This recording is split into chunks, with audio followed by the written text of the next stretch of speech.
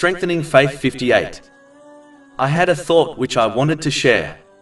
It is important for Muslims to understand a simple yet profound lesson, namely, they will never succeed in this world or the next in worldly or religious matters, through the disobedience of Allah, the Exalted.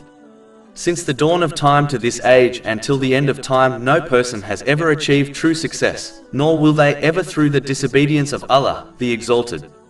This is quite obvious when one turns the pages of history.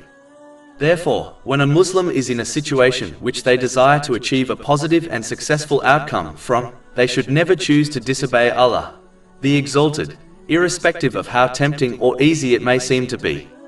Even if one is advised by their close friends and relatives to do so, as there is no obedience to the creation if it means disobedience to the Creator.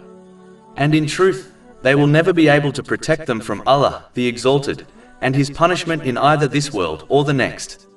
The same way Allah, the Exalted, grants success to those who obey Him, He removes a successful outcome from those who disobey Him, even if this removal takes time to witness.